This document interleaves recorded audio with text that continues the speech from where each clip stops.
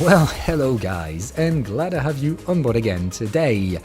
Feels like I'm gonna have to make a video about these things because it is very well misunderstood, and in that perspective I wanted to deep dive into quadratic mechanisms and quadratic functions, because these are the things that you're going to hear a lot about and probably already have heard about, but not necessarily knowing everything about it. So as it's going to be the backbone of a democratic kind of governance revolution that is going on, in which cryptocurrencies are the economic form of, and there has been some different token standards, the NFTs and so on, and now you're going to probably hear a lot about the SBTs, as they are kind of the next big thing surrounding self-sovereign identity kind of applications, and definitely their own token standards. So we're going to make a separate video about it. This one is not going to be about SBTs, but in order to understand and get the full grasp of what SBTs are going to be all about, we really need to make a dedicated video about the quadratic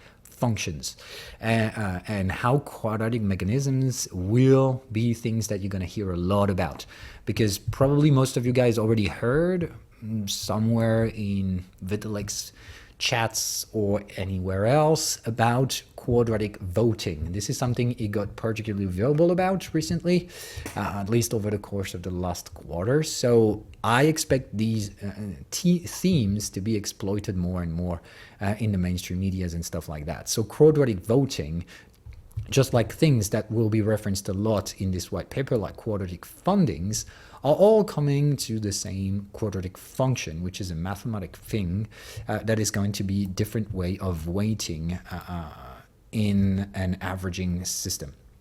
So we're going to talk about these, and of course, as we will talk a lot about these quadratic functions and mechanisms in the white paper itself, talking about the SBTs, well, I thought it was worth it to detail it into a separate video first. So this is what we're going to be doing in this one. And of course, bear in mind that we always do these in terms of a governance revolution type of system. So this is the system we were into. I've made a previous video about that, so we're going to pass on this one real quickly. Remember that back then we had an all-powerful state who was governing all of the economical actors in a pretty much pyramid version of things. Everything was top to bottom and so on. And then we've kind of had a revolution in which we've separated the powers into multiple private sector companies who had, or supposedly were, not going to be majoritarian or having aligned incentives and mechanisms. But today we definitely see the limits of that system in the perspective that they were supposed to orientate economical activity in a non-centralized way, but turns out, well, that's the economical way, and greed has basically led to capital allocation being distributed unevenly, and those guys getting more and more financial power until the time in which it basically they've extracted so much value of the economical system that their supposedly non-aligned policies turned out to be aligned and majoritarian. So this entire beautiful system is now totally fucked up because we have a centralized control of the economy due to a limited set of persons or entities, because we're talking in here about institutions. So these institutions have grasped political control, and we have that weird mix in the society in which political control is totally mixed up with economical control. So finance and politics have definitely merged, and that's a dangerous problem that we need to assess and deal with. The reason why this is the current state of our economies and politics, and this is what we intend to mix and merge into. And in that perspective, fully decentralized economic actors in which the state is still there, but it's no longer colluding and colliding with private sectors with misaligned perspectives and value extraction from the economy. So in that perspective, we need to change something in the way that the political aspect of things and the financial aspect of things will be separated. And that's exactly what quadratic functions are meant to be doing. That's the reason why Mr. Vitalik is talking a hell of a lot about them.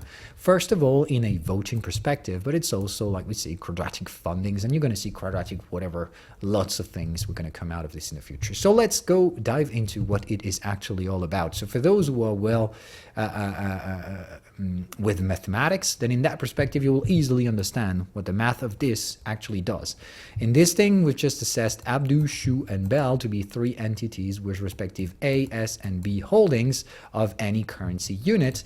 And in that perspective, if we were to let those people vote for, I don't know, a governance proposal, whatever that is, the current way of doing things would just be doing that, meaning we sum up their respective value and we get an average of all this.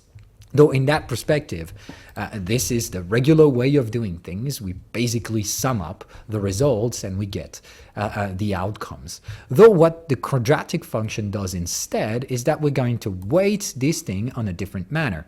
By adding the quadratic mechanisms in quadratic function, which is a mathematical function, we're just going to square up the sum of the square roots. So this is basically, you know that squaring something and square roots are two opposite functions.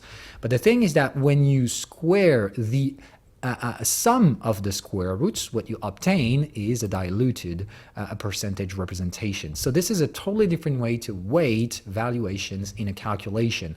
You can do the mathematical average function, but you can just do it the opposite way. And when you take this by adding the squares of the by squaring the sum of square roots and then deducting the average, you basically ended up with a weighting result, which is averaging out those with higher percentage, with higher valuations, and you're averaging up those who have lower currency representation. Though this, of course, is easily to understand for those who have mathematical backgrounds, but those who are not really familiar with math or not really math types of people, and in that perspective, I think showing you an example of how these things turn out to work would definitely help you a lot. So I found this tool, which is pretty convenient, and I've already filled the fields so you guys can see whatever it is. So what we basically do in this thing is that if we take this in a quadratic voting function, then in that perspective, take these numbers of votes, okay? So each person has a different voting power, like 110 for these entities. And in that perspective, what these guys are doing are voting for different outcomes, like yes, no, no with veto, or abstain. And in that perspective, we have different entities voting with different weighting powers. And we're going to see the true difference and the radical difference that there is if we use a mathematical sum function or a mathematical quadratic sum functions, quadratic weighting. So this is what it is, okay? If we just take the sum, we're going to get with the funded amount in here result. So that basically in here, 4 people have been voting, one with 100 currency units of power and the other one with tens. That makes us a total of 130. On the second case in here, we've got more people voting with a 50 and big one with 200 and a few one with tens. That gives us a total of 370. If we do this thing with a much more distributed value, meaning much more smaller guys, we get a 240 representative on an average sum thing. And in here, just a single entity with 500 will be the winner of that bet, meaning that this one will be the voting option that stands out, even though just one entity has been voting for this thing. So the representative power of this is severely overweighted in the outcome.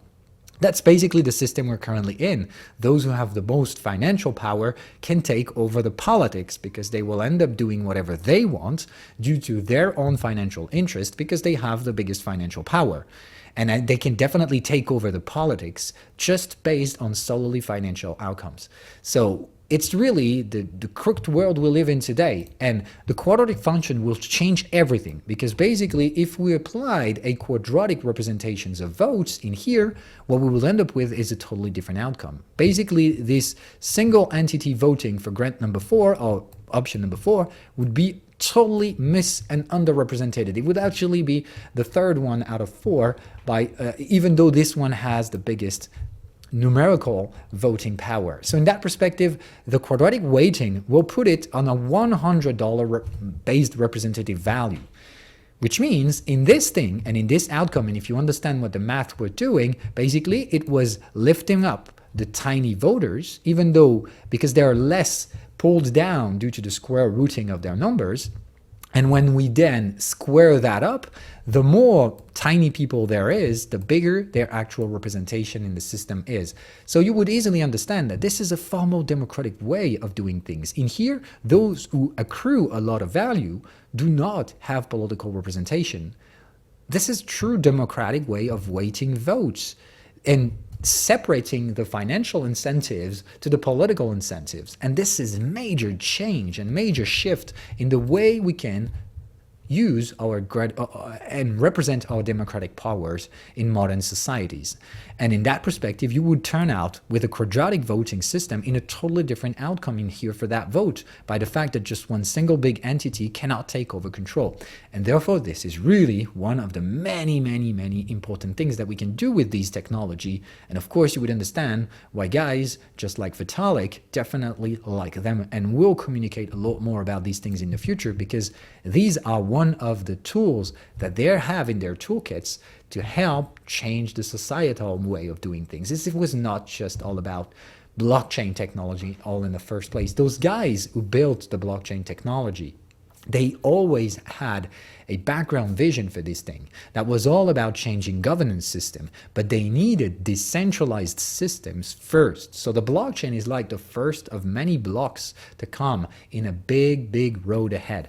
And governance revolutions will be the next ones to come. And in order to pull them forward, we need to understand those functions. And that's the reason why I wanted to go on this educative series about these things. It's not just about the economics of blockchain. The governance revolutions need blockchains, and they will need self-sovereign identity, because if you understand the crook about this system, the thing is that in here we need to be able to identify entities. Like if one entity has that many tokens, then it cannot have the quadratic representation of a political powers, even though it stands out for the most economic value. It disaligns the incentives between economy and politics, between finance and financial aspect of the tokens and their representative voting powers. And that is massive, because if you really understand what this is all about, if you learn about humans' history, there was one big massive changes over history that sounds eerily similar to this one. It's when church and states have been separated back then. It was an unappropriated alignments of power back then that led church and the politics, which were basically just armies, to somehow collude, to create holy wars and stuff, shitty stuff like that. It ended up being very, very nasty back then, until the day we've separated these two. And of course, history tells us that this was an event, and we tend to believe that this happened overnight and the world changed afterwards. It definitely was more complex than that. And in that perspective, it also is going to be the case for this potential revolution that we're lying into. It is definitely an attempt to change the world governance system. And in that perspective, this will not happen overnight. But, well, it happened back then, so it has very high chances to happen in here as well. All it takes is the change to settle. We have the technology, we have the math supporting it, and I think any rational people in here would understand that this is a far more democratic weighting for political power against financial pure representation of it. So I think that just by showing you how this thing works, everyone would definitely agree with this. This is far more democratic way of weighting voting power. So this is how voting systems should work. But in order to make them work, we need to be able to separate single entities. And that's what SBF technology is going to be all about. But this is going to be for a separate video. So we're going to stop in here for this one. I hope you guys now understand what quadratic functions serve as a purpose, how very wide and important this picture is in terms of governance revolution. And I hope that right now you see blockchains as a little bit more complex than just get rich quick. That being said, see you guys in another video.